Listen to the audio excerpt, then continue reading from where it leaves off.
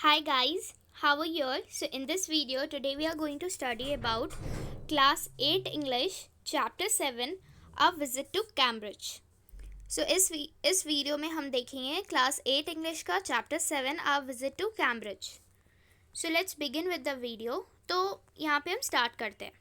सो देखिए ये जो स्टोरी है ना, ये दो लोगों की मुलाकात, दो लोगों की मीटिंग के बारे में है. दो extraordinary people, normal peoples नहीं है, एक्स्ट्रा ऑर्डिनरी. उन्होंने अपनी फील्ड्स में बहुत कुछ अचीव किया है, उनकी स्टोरी हम देखेंगे. और दोनों ही के दोनों क्या है, डिसेबल्ड. डिसेबल्ड या फिर आप बोल सकते हो डिफरेंटली एबल्ड. और स्टीफन हॉकिंग, उन दोनों में से कौन है? स्टीफन हॉकिंग है पहले इंसान जो one of the greatest scientist है हमारे टाइम के. ये one of the greatest scientist के है ये हमारे टाइम के स्टीफन हॉकिंग. वो सफ़र करते एक फॉर्म ऑफ पैरालिसिस से. वो मतलब वो भी डिसेबल्ड या फिर आप बोल सकते हो डिसेबल्ड नहीं, ही वॉज डिफरेंटली एबल्ड. अब तो स्टीफन हॉकिंग की डेथ हो गई है, उनकी डेथ 2018 में ही हो गई थी, पर फिर भी वो बहुत ही ग्रेटेस्ट साइंटिस्ट थे जो कि डिफरेंटली एबल्ड थे, जो कि सफ़र करते थे अ फॉर्म ऑफ पैरालिसिस से, जिसके वजह से उनको व्हील चेयर पे बैठना पड़ता था और वो बोल भी नहीं पाते थे. वो कैसे बोल पाते थे? वो पंच करते थे बटन्स को. उनका जो व्हील चेयर था उसमें बटन्स लगे हुए थे जो कि कंप्यूटर से कनेक्टेड थे, जिसको वो जब पंच करते थे तो वो कंप्यूटर ही उनके लिए बोलता था. ठीक है, एक मशीन लाइक वॉइस में, कंप्यूटर की वॉइस में. और जो नेक्स्ट इंसान है, जो सेकंड इंसान है, वो है फिरदौस कांगा. वो एक राइटर है और जर्नलिस्ट जो कि रहते और काम करते हैं मुंबई में. फिरदौस कांगा जो है वो ब्रिटल बोन्स के, जो एक काइंड ऑफ डिजीज़ है, उससे वो बॉर्न हुए हैं. उस ब्रिटल बोन्स में क्या होता है ना, जो बोन्स होते हैं वो ब्रिटल होते हैं, वो हल्का सा मूव भी करेंगे तो वो जो बोन्स है वो टूट जाते हैं बहुत ही ईजिली. जो वो चाइल्ड थे, बचपन ही से उनको ये प्रॉब्लम है. हॉकिंग की तरह ही कांगा जो है वो भी व्हील चेयर में मूव करते हैं. ओके, अब ये जो दो ग्रेट मैन हैं वो एक्सचेंज करते हैं अपने थॉट्स. कैसा एक लाइफ होता है व्हील चेयर में, यानी कि व्हील चेयर में कैसा लाइफ होता है, उसी के हिसाब से ये दोनों वाइज मैन, दोनों एक्स्ट्रा ऑर्डिनरी मैन अपने थॉट्स को एक्सचेंज करते हैं. और कैसे जो नॉर्मल पीपल्स होते हैं, यानी कि हम सब जो नॉर्मल पीपल्स होते हैं, वो कैसे रिएक्ट करते हैं डिसेबल्ड पीपल की तरफ, ये सारी की सारी स्टोरीज हम इस चैप्टर में देखेंगे. इस सारी के सारे थॉट्स, सब कुछ हम इस चैप्टर में देखेंगे. सो Cambridge was my metaphor for England, and it was strange that when I left it had become altogether something else because I had met Stephen Hawking there. Cambridge क्या है? कैम्ब्रिज यूनिवर्सिटी जो कि England में है. तो जो फिरदौस कांगा है जो कि ऑथर है स्टोरी के, वो बोलते हैं कि कैम्ब्रिज ना मेरा मेटाफोर है इंग्लैंड के लिए. अब ये मेटाफोर क्या होता है? मतलब as a symbolic, as a representative, मतलब उनके लिए जो कैम्ब्रिज ही है वही इंग्लैंड है. कैम्ब्रिज यूनिवर्सिटी ही उनके लिए पूरा इंग्लैंड है. कैम्ब्रिज उनका मेटाफोर है, उनका एज अ रिप्रेजेंटेटिव है इंग्लैंड के लिए. और ना मतलब ये सारी चीज़ें जो चेंज हो गई जब वो कैम्ब्रिज यूनिवर्सिटी में मिले स्टीफन हॉकिंग से.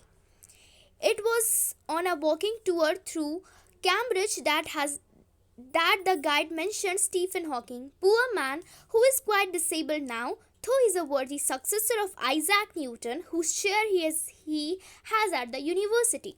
तो क्या थे वो? वॉकिंग टूर पे थे. देखिए इंडिया में ही अगर कोई लोग आते हैं तो टूर करते हैं इंडिया का, कि हाँ वो एक मतलब एक इंसान लेते हैं जो उन्हें गाइड करता है कि कहाँ कहाँ आप घूम सकते हो. तो उसी तरह जो फिरदौस कांगा थे वो एक वॉकिंग टूर पे थे कैम्ब्रिज यूनिवर्सिटी का, जहाँ पे जो टूर था, जो गाइड था, वो मेंशन करता है स्टीफन हॉकिंग के बारे में, जो कि कैम्ब्रिज यूनिवर्सिटी में रहते हैं. बोलता है कि बेचारे मैन जो कि अभी थोड़े डिसेबल है पर वो बहुत बड़े सक्सेसर है आइजैक न्यूटन के. यानी कि आइजैक न्यूटन के ही कंपैरेटिवली है. आइजैक न्यूटन कौन? जिन्होंने ग्रेविटी को डिस्कवर किया था. तो आइजैक न्यूटन के ही कंपैरेटिवली है स्टीफन हॉकिंग भी, जिनकी जो चेयर है वो यूनिवर्सिटी में है अभी. And I started because I had quite forgotten that this most brilliant and completely paralysed astrophysicist. और फिर वो बोलता है कि मैं एकदम भूल ही गया था कि ये जो सबसे बुद्धिमान, सबसे ब्रिलियंट लेकिन कंप्लीटली पैरालाइज भी एस्ट्रोफिजिस्ट।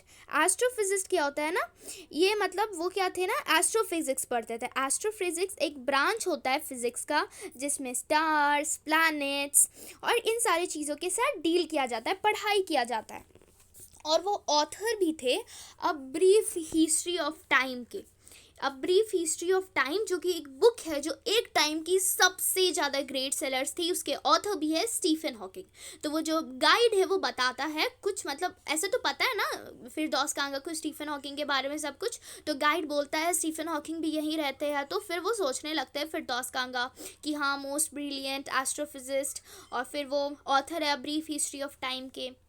और स्टीफन हॉकिंग ने ब्लैक होल के बारे में काफ़ी ज़्यादा डिस्कवर किया है, ये मैं खुद से आपको बता दे रही हूँ। और चलिए अब यहीं पे आता है। When the walking tour was done, I rushed to a phone booth and almost tearing the cord so it could reach me outside, phoned Stephen Hawking's house. फिर जब वॉकिंग टूर था वो ख़त्म हो गया तो वो क्या करते हैं, फिरदौस कांगा वो फ़ोन बूथ की तरफ चले जाते हैं और वहाँ से ना वो इतनी ज़ोर से जो फ़ोन का कॉर्ड को, तार को खींचते हैं जैसे कि वो तोड़ ही देंगे, क्योंकि वो बहुत ज़्यादा जल्दी में थे। और वो क्या करते हैं, स्टीफन हॉकिंग के घर पे फ़ोन करते हैं। वहाँ पे जो उनका असिस्टेंट था वो फ़ोन उठाता है और वो उनको बताते हैं फिरदौस कांगा असिस्टेंट को स्टीफन हॉकिंग के कि मैं जो है ना व्हील चेयर से आया हूँ इंडिया से, कि मैं इंडिया से आया हूँ और मैं व्हील चेयर पे आया हूँ। और उनको लगता है ना कि जो असिस्टेंट है वो सोच लेता है कि वो पूरा का पूरा, यानी कि वो प्लेन से व्लेन से कुछ भी उन्होंने यूज़ नहीं किया, वो पूरे के पूरे रास्ते ना व्हील चेयर से ही आए हैं, यानी कि वो इंडिया से इंग्लैंड व्हील चेयर पे ही आए हैं। उनका जो असिस्टेंट है वो ऐसा सोचता है कि फिरदौस कांगा को ऐसा लगा कि वो ऐसा सोचता होगा जब मैंने ये लाइन को बोला। और वो क्यों आए हैं, to write about my travels in Britain. Britain में मैं घूमूंगा और अपने ट्रैवल्स के बारे में मैं लिखने आया हूँ। मैं प्रोफेसर हॉकिंग को देखना चाहता हूँ जो 10 मिनट्स हैं। फिरदौस कांगा बोलते हैं स्टीफन हॉकिंग के असिस्टेंट को कि आप मुझे अगर 10 मिनट्स भी दे दोगे ना तो उतना भी मेरे लिए इनफ होगा। पर जो असिस्टेंट है वो बोल देता है हाफ एन आवर, मैं आपको 30 मिनट्स देता हूँ, 3:30 से 4 तक, यानी कि 3:30 से 4 बजे तक का मैं आपको टाइम देता हूँ। तो फिरदौस कांगा तो यहीं पे बहुत ज़्यादा हैप्पी हो जाता है कि उन्होंने 10 मिनट्स मांगा और उनको 30 मिनट्स मिल गया। फिर है यहाँ पे and I suddenly felt weak all over. Growing up disabled, you got fed up with the people asking you to be brave as you have a coverage account on which you are too lazy to draw a check. और फिर ना अचानक से उस phone के बाद जो फिरदौस कांगा है वो काफ़ी ज़्यादा वीक फील करने लगते हैं, काफ़ी ज़्यादा कमज़ोर। वो बोलते हैं अगर आप डिसेबल बड़ा होते हो, अगर आप डिफरेंटली एबल बड़ा होते हैं तो आपको जितने भी आसपास के लोग हैं ना वो यही कहते रहेंगे कि तुम्हें हिम्मत रखना होगा, तुम्हें करेज रखना होगा, तुम्हें ब्रेव होना होगा। और जैसे कि जो करेज का ना एक अकाउंट है जिससे मैं जो है मैं इतना लेज़ी हूँ कि मैं एक चेक से जो है वो करेज निकाल सकता हूँ। तो वो बोलते हैं कि ऐसा तो नहीं ना, जितने भी आपके आसपास के लोग होते हैं नॉर्मल पीपल्स, आप ही किसी अगर डिसेबल लोग को देखते हो आप बोलते हैं हिम्मत रखना, तुम सब कुछ कर सकते हो। वही वो बोलते हैं कि ऐसा तो नहीं ना कि मैं एक बैंक अकाउंट से मैं अपने सारे करेज को ले सकता हूँ, ठीक है, तो ऐसा तो है नहीं। तो वो बोलते हैं सिर्फ एक चीज़ जो आपको स्ट्रॉन्ग बनाती है वो ये है कि अगर आप अपनी तरह, यानी कि एक डिसेबल इंसान को यही चीज़ स्ट्रॉन्ग बनाती है, अगर आप अपने ही तरह किसी इंसान को देखते हो जो कि बहुत कुछ अचीव किया है, फिर आप जानते हो कि कितना ज़्यादा पॉसिबल है और आप कितना ज़्यादा और अचीव कर सकते हो, ठीक है। Then you know how much is possible and reach out further than you ever thought you could. और फिर आप जितना सोचते भी नहीं हो ना उससे भी ज़्यादा आप आगे बढ़ते हो। वो बोलते हैं I haven't been brave, said his disembodied computer voice. The next afternoon I have had no choice. तो फिर क्या होता है ना कि नेक्स्ट होता है 3:30 से 4 का टाइम होता है नेक्स्ट डे, और जब वो स्टीफन हॉकिंग से मिलते हैं तो स्टीफन हॉकिंग बोलते हैं मैं ब्रेव नहीं था। वो कंप्यूटर वॉइस बोलता है, डिसएम्बॉयडेड क्यों बोला जा रहा है ना, क्योंकि देखिए जो कंप्यूटर की वॉइस थी ना उसमें कोई फीलिंग्स नहीं था। हम किसी से अगर बात करते हैं उसमें बहुत सारी फीलिंग्स इंक्लूडेड होती है, वर्ड्स में, सेंटेंसेस में, there lots of feelings are included in the words sentences. तो बहुत सारी फीलिंग्स, सैडनेस, हैप्पीनेस, एंगर, बहुत सारी इस तरह की फीलिंग होती है। पर कंप्यूटर वॉइस तो वो खुश होके भी बोलेंगे, रो के भी बोलेंगे, हंस के भी बोलेंगे, तो सारी की सारी वॉइस एक ही तरह की होगी। और वो बोलते हैं surely I wanted to say living creatively with the reality of his disintegrating body was a choice, but I kept quiet because I felt guilty every time I spoke to him, forcing him to respond. तो फिर ना फिरदौस कांगा सोचते हैं कि मैं बोलूँगा कि मतलब इस तरह के बॉडी के साथ आप रह रहे हो और इतना कुछ अचीव कर रहे हो, तो क्या एक चॉइस है? तो पर फिर भी जो है फिरदौस कांगा वो ये नहीं पूछते, चुप ही रह जाते हैं, क्योंकि उनको बुरा लगता है, गिल्टी लगता है, गिल्ट फील होता है कि हर बार वो उनसे कोई क्वेश्चन पूछते हैं और उन्हें रिस्पॉन्ड करना पड़ता है बाय पंचिंग बटन्स को पंच करके उन्हें कितना ज़्यादा एफर्ट लगता है. और फिर there he was tapping at the little switch on his hand trying to find the words on his computer with the only bit of movement left on him his long pale fingers. और फिर वो क्या करते हैं, अब सारे tap करते हैं अपने उनके हाथ में एक छोटा सा स्विच होता है, वो उसे टैप करते हैं और उसी से जो है वो वर्ड्स को फाइंड करते हैं, ढूंढते हैं कंप्यूटर में. और मतलब अब उनकी बॉडी में ना बहुत ही थोड़ी सी मूवमेंट रह गई थी, सिर्फ उनके जो लंबे लंबे उंगलियां थी वही सिर्फ वर्क कर रही थी, उनकी पूरी की पूरी बॉडी नहीं वर्क कर रही थी, सिर्फ उनके फिंगर्स वर्क कर रहे थे. इसीलिए कभी कभी उनकी जो आँखों में ना बहुत ज़्यादा फ्रस्ट्रेटेड एग्जॉशन, बहुत ज़्यादा वो फ्रस्ट्रेशन दिखता है, उनकी आँखों में बहुत ज़्यादा एग्जॉशन दिखता है. अब आप ही को बोला जाए कि आप बोल नहीं सकते हो, आपको एक चेयर में बैठा दिया जाए, आप मूव भी नहीं कर सकते हो, सिर्फ आपके फिंगर्स मूव कर रहे हैं और लोग आपसे क्वेश्चन पूछ रहे हैं, आपको उस बटन्स को टैप करके कंप्यूटर में वर्ड्स ढूंढ के आपको आंसर करना है, तो आप कितना ज़्यादा फ्रस्ट्रेटेड फील करोगे. और स्टीफन हॉकिंग तो ऐसा कितने ही सालों से कर रहे थे. And sitting opposite him, I could feel his anguish, the mind beyond with thoughts that came out in frozen phrases and sentences stiff as corpses. तो यहाँ पे बोला जा रहा है कि जैसे मैं उनके बगल में बैठा था, फिरदौस कांगा बोलते हैं, जैसे मैं उनके बगल में बैठा था तो मैं उनकी एंग्विश यानी कि उनके पेन, उनकी सफरिंग को फील कर पा रहा था. उनका जो माइंड है वो कितना ब्यूयांट है, मतलब इतना एक्टिव है, इतना वाइब्रेंट है, जिसमें इतने सारे थॉट्स है, पर वो जो थॉट्स है वो फ्रोजन फेसेस मतलब जमे हुए सेंटेंसेस में आते थे. मतलब इसका मतलब होता है कि जो कंप्यूटर वॉइस में कोई फीलिंग्स नहीं होती, तो वो जमा हुआ सेंटेंसेस में आते थे और मतलब एकदम जमे हुए टाइप के सेंटेंसेस थे जिसमें कोई फीलिंग नहीं थी. A lot of people seem to think that disabled people are chronically unhappy, I said. तो फिर फिरदौस कांगा बोलते हैं कि बहुत सारे लोग सोचते हैं ना कि जो डिसेबल लोग होते हैं वो अनहैप्पी, क्रोनिकली अनहैप्पी होंगे. यानी कि क्रोनिकली अनहैप्पी का मतलब होता है एक्सट्रीमली सैड ऑलवेज, कि वो हमेशा बहुत ही दुखी रहते होंगे. I know that's not true myself. Are you often laughing inside? और फिरदौस कांगा बोलते हैं मैं भी जानता हूँ कि ये जो है पूरी की ये तो गलत ही है कि क्रोनिकली अनहैप्पी तो नहीं रहते हैं सारे के सारे डिसेबल पीपल, पर आपको क्या, आप अंदर से कभी भी हंसते हो जब आप पे कोई भी आके आपको ऐसा बोलता है? About 3 minutes later he responded. मतलब लगभग 3 मिनट के बाद वो रिस्पॉन्ड करते हैं स्टीफन हॉकिंग कि मैं बहुत ज़्यादा खुश होता है, मैं अंदर से I find it amusing when people patronize me, कि मैं बहुत ज़्यादा अंदर से ना हंसता हूँ जब मुझे जो लोग हैं वो पैट्रोनाइज करते हैं. पैट्रोनाइज का मतलब होता है इस तरह से मेरे तरफ ट्रीट करते हैं कि वो बहुत ज़्यादा हेल्पफुल है, या फिर जिससे मतलब बहुत ज़्यादा हेल्पफुल के वो बहुत ज़्यादा काइंडनेस दिखा रहे हैं मेरी तरफ. और मतलब ये जब वो ऐसा दिखाते हैं ना जो कि रियलिटी में नहीं है, वो ऐसा नहीं करते, सिर्फ वो मुझसे मिलते हैं, थोड़ी सी काइंडनेस, थोड़ी सी हम्बलनेस दिखा के चले जाते हैं. तो जब लोग ऐसा मेरे साथ करते हैं, जब लोग मुझे पैट्रोनाइज करते हैं, तो मैं अंदर से बहुत हंसता हूँ. And do you find it annoying when someone like me comes and disturbs you in your work? फिरदौस कांगा बोलते हैं स्टीफन हॉकिंग के, और क्या आप बहुत ज़्यादा परेशान हो जाते हैं जब मेरी तरह कोई लोग आते हैं और आपको परेशान करते हैं आपके काम में? और आंसर पता है क्या आया? हाँ, मैं परेशान हो जाता हूँ. फिर वो अपने वन वे स्माइल, यानी कि वो एक वन वे स्माइल सिर्फ एक तरफ हंस पा रहे थे क्योंकि उनकी बॉडी नहीं मूव कर पाती थी, तो सिर्फ एक तरफ वो स्माइल किए यस बोल के. Without being sentimental or silly, that I was looking at one of the most beautiful men in the world. और फिर वो बोलते हैं कि मैं बहुत ज़्यादा सेंटिमेंटल भी नहीं हुआ और मैं बहुत ज़्यादा बुड़बक जैसा, बुद्धू जैसा, सिली जैसा भी मैंने एक्ट नहीं किया फिरदौस कांगा ने स्टीफन हॉकिंग के सामने, क्योंकि उन्हें पता था कि मैं दुनिया के सबसे ब्यूटीफुल मैन से मैं देख रहा हूँ. ठीक है, तो वो बहुत ज़्यादा मतलब he knew that he was looking at one of the most beautiful men in the world. और वो बोलता है कि जो पहली उनकी झलक थी, जो पहली उनकी ग्लिम्स थी, वो बहुत ज़्यादा शॉकिंग थी, क्योंकि ना वो एक फ़ोटोग्राफ की तरह थे, एक शांत फ़ोटोग्राफ। जैसे कि जितने भी पिक्चर्स हैं ना उनके, और मैगजीन्स और न्यूज़पेपर, जितने भी उनके पिक्चर्स छपते हैं वो 3D हो गए हो, 3 डायमेंशनल हो गए हो, सिर्फ 3D हो गए हो। यानी कि मतलब जो पिक्चर्स होते हैं वो तो 2D होते हैं ना, पर जो बोल रहे हैं कि मतलब ऐसे इंसान तो 3D होता है, कि सारे के सारे उनके पिक्चर्स 3 डायमेंशनल हो गए हो। आप पिक्चर्स से क्यों कंपेयर करते हैं? क्योंकि उनकी बॉडी पूरी एकदम शांत थी, हल्का सा भी मूवमेंट नहीं था, तो वो पिक्चर की तरह थी।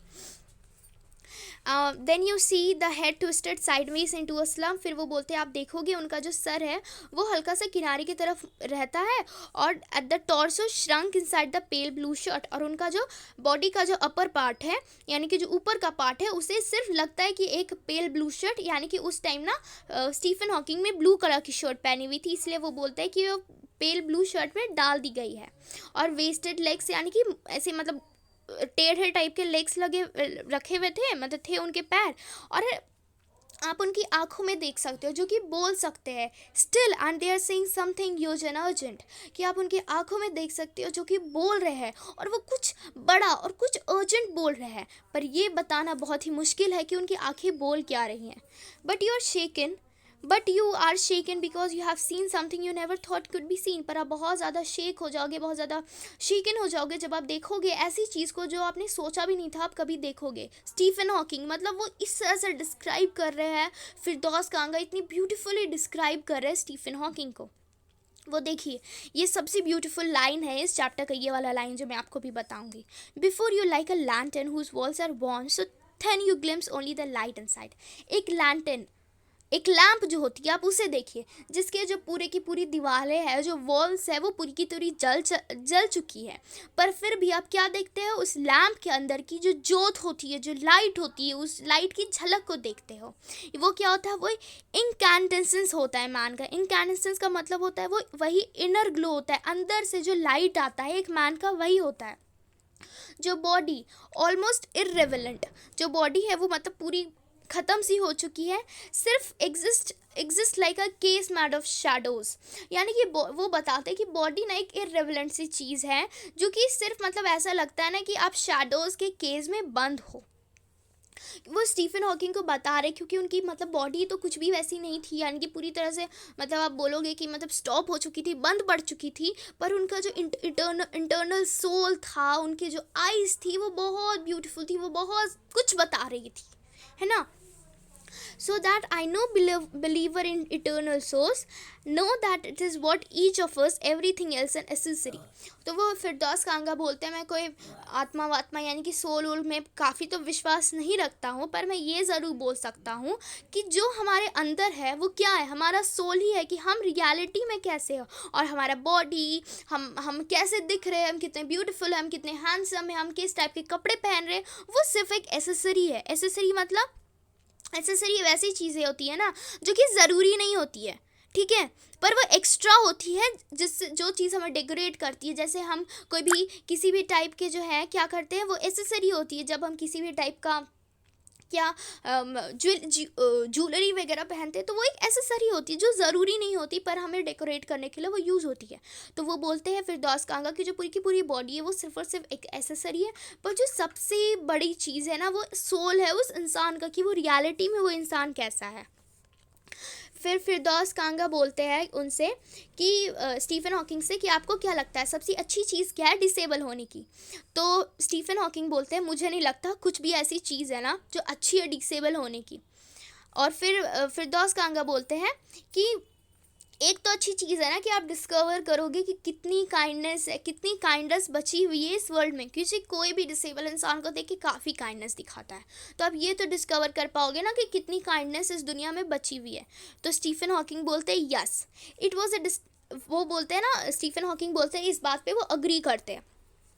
फिर फिरदौस कांगा बोलते हैं ना कि एक डिसएडवांटेज है उनकी वॉइस का, वॉइस सिंथेसिस का, सिंथेसिसर का, यानी कि जो उनके जो है वॉइस सिंथेसिसर का है ना, वो मतलब एक डिसएडवांटेज है कि वो सिर्फ मतलब कोई भी इन्फ्लेक्शन कन्वे नहीं कर पाता, कोई भी फीलिंग कन्वे नहीं कर पाता वो वॉइस सिंथेसिसर, क्योंकि कोई भी शेड्स वगैरह कुछ भी, कोई भी टोन वो ना कन्वे नहीं कर पाता, सिर्फ एक कंप्यूटर लाइक वॉइस में बोलते रहता है। And I could not tell how enthusiastically he agreed with me. और वो बोलते हैं मैं नहीं बता सकता कि वो कितनी तरह अग्री किए थे, खुश होके किए थे, सैडनेस में किए थे, पेनफुली किए थे, किस तरह से किए थे। और वो फिरदौस कांगा बोलते हैं जैसे ही मैं शिफ्ट करता था अपनी चेयर में और अपने घड़ी की तरफ देखता था और टाइम को देखता था, वो चाहते थे कि वो हर पर मिनट का, वो जो 30 मिनट्स का पर सेकेंड जो है ना, वो क्या करे, काउंट कर सके, उसका मतलब एक प्रोडक्टिव बना सके कि हर सेकेंड वो कुछ ना कुछ उनसे पूछे और कुछ ना कुछ सीखे। और वो बोलते हैं I felt a huge relief and exhilaration in the possibilities of my body. How little it mattered then that I would never walk or even stand. और फिर वो बोलते हैं ना कि मुझे काफ़ी रिलीफ, काफ़ी अच्छा फील हो रहा था जब मैं देख पा रहा था कि मैं अपनी बॉडी को मूव कर सकता हूँ, अपने सर को मूव कर सकता हूँ। और वो बोलते हैं ना कि कितना लिटिल मैटर करता है कि मैं कभी चला नहीं हूँ या फिर मैं कभी खड़ा नहीं हुआ हूँ। कि वो स्टीफन हॉकिंग की तरफ बोलते हैं, उनकी तो सिर्फ फिंगर्स मूव करती थी, कुछ भी नहीं, लाइक कुछ भी नहीं मूव करता था। और वो फिरदौस कांगा बोलते हैं और बोलते हैं कि मुझे काफ़ी मतलब एक्सिलरेशन और काफ़ी रिलीफ फील कर सकता हूँ मैं, जब मुझे पता चलता है कि मैं अपने बॉडी में तो इतने सारे वर्क कर सकता हूँ, मैं सिर्फ खड़ा ही नहीं हो पाया हूँ या फिर मैं कभी चल ही नहीं पाया हूँ। तो यही बात है ना। और फिर नेक्स्ट है, I told him how he had been an inspiration beyond cliché for me and surely for others did that thought him help him। और फिर वो बोलते हैं कि मैंने स्टीफन हॉकिंग को बताया कि वो किस तरह से एक मतलब एक इंस्पिरेशन है हर लोगों के लिए, यानी कि मेरे जैसे हर डिसेबल लोगों के लिए कैसे वो इंस्पिरेशन है, और क्या जो स्टीफन हॉकिंग हर इंसान के लिए जो इंस्पिरेशन है वो उनको हेल्प करता है, ये थॉट उनको। तो स्टीफन हॉकिंग बोलते हैं नहीं, and I thought how foolish I was to ask. और फिरदौस कांगा बोलते हैं मुझे लग रहा था जब उन्होंने ना बोला ना, तो मुझे लग रहा था मैं कितना बेवकूफ़ हूँ इस बात को पूछने के लिए। वो बोलते हैं जब आपकी जो बॉडी है वो एक क्लॉस्ट्रोफोबिक है, क्लॉस्ट्रोफोबिक मतलब बहुत ही वेरी स्मॉल एंड सफोकेटिंग, काफ़ी स्मॉल और सफोकेटिंग है। क्लॉस्ट्रोफोबिया ना एक टाइप का डर होता है जिसमें ना आप बंद जगहों में नहीं रह सकते, तो वही आपकी बॉडी इतनी क्लॉस्ट्रोफोबिक रूम है। और जो दीवार है ना वो छोटे होते जा रहे, पतले होते जा रहे दिन प्रतिदिन। और ये आपको अच्छा नहीं लगेगा ये जान के कि जो लोग हैं ना आपके आसपास के लोग, वो बाहर में आपको स्माइल कर रहे हैं और एडमायर कर रहे हैं ये देखते हुए कि आप अभी भी सांस ले रहे हो। तो स्टीफन हॉकिंग बोलते हैं कि जब आपकी जो बॉडी है वो एक क्लॉस्ट्रोफोबिक रूम है और जो दीवारें हैं वो धीरे धीरे करके छोटी होती जा रही है और आपके आसपास के लोग आपको देख के स्माइल करते हैं कि आप अभी भी सांस ले रहे हो, आप अभी भी जिंदा हो, इस तरह से भी। फिर फिरदौस कांगा बोलते हैं कि क्या कोई एडवाइस है जो आप डिसेबल लोगों को देना चाहोगे, कि कुछ ऐसी चीज़ें जो उनकी जो ज़िंदगी को और अच्छा बना दे। तो स्टीफन हॉकिंग बोलते हैं उन्हें उन्हीं चीज़ों में कंसंट्रेट करना चाहिए जिन चीज़ों में वो अच्छे हैं। वो बोलते हैं मुझे लगता है कि जो जैसे डिसेबल्ड ओलंपिक्स चलते हैं वो वेस्ट ऑफ टाइम, यानी कि वो ज़रूरी नहीं है। अब डिसेबल्ड पीपल के लिए ओलंपिक्स की क्या ज़रूरत है? डिसेबल्ड पीपल क्या करते हैं, देखते हैं कि हाँ वो इंसान डिसेबल्ड ओलंपिक्स में बहुत अच्छा कर रहा है तो हमें भी वहीं चला जाना चाहिए। ऐसा नहीं होता, जो चीज़ में भी आप अच्छे हो आप वही कीजिए। I know what you mean. Firdaus Kanga बोलते हैं मुझे समझ में आ रहा है आप क्या बोल रहे हो। कि फिरदौस कांगा बोलते हैं मुझे वो साल याद है जब मैं एक स्पेनिश गिटार बजाने की कोशिश में था। बहुत दिनों तक मैं कोशिश में था कि मैं एक स्पेनिश गिटार बजा पाऊँ जो कि मेरे साइज से भी बड़ा था। और मैं कितना खुश हुआ था एक रात जब मैंने उस स्पेनिश गिटार के सारे तारों को निकाल दिया था। तो वो फिरदौस कांगा बोलते हैं कि मतलब वो खुद के बारे में बताते हैं, हाँ ऐसा सही है कि लोग को उसी चीज़ में कंसंट्रेट करना चाहिए जिसमें वो अच्छे हैं। कि जैसे वो स्पेनिश गिटार बचाने की कोशिश में थे जो उनसे भी बड़े साइज़ का था, और फिर वो मतलब थक के उब के वो सारे के सारे स्ट्रिंग्स को निकाल देते हैं एक रात, और वो कितना खुश महसूस करते हैं। फिर आधा घंटा ख़त्म हो जाता है और वो फिर बोलते हैं फिरदौस कांगा कि आई थिंक मैंने आपको काफ़ी ज़्यादा परेशान कर लिया और अब ठीक है, अब ठीक है। फिर थैंक यू फॉर जैसे ही बोलने जाते हैं फिरदौस कांगा, तो उस कंप्यूटर वॉइस से आवाज़ आती है, यानी कि स्टीफन हॉकिंग बोलते हैं रुकिए और कुछ चाय पी लीजिए, मैं आपको अपना गार्डन दिखाता हूँ। जो गार्डन था ना वो एक पार्क की जैसा बड़ा था, पर स्टीफन हॉकिंग ने हर इंच कवर किया था उस गार्डन का अपने व्हील चेयर से। मोटराइज्ड व्हील चेयर, यानी कि उनके व्हील चेयर को हाथ से चलाने की ज़रूरत नहीं पड़ती थी, वो चला भी नहीं पाते, इसीलिए वो मोटराइज्ड व्हील चेयर थी। While I dodge to keep out of the way. और वो फिर अपने मोटराइज्ड व्हील चेयर से हर इंच उन्होंने कवर किया था उस गार्डन को, जो उन्होंने फिरदौस कांगा को दिखाया। और फिरदौस कांगा बोलते हैं मैं कोशिश कर रहा था कि मैं उनके रास्ते में ना आऊँ। वो बोलते हैं कि हम दोनों ने बात तो बहुत ज़्यादा नहीं की, जो सूरज थी, सूरज ने उन्हें शांत कर दिया। सन मेड हिम साइलेंट। अब वो ऐसा क्यों बोलते हैं कि सूरज ने उन्हें शांत कर दिया?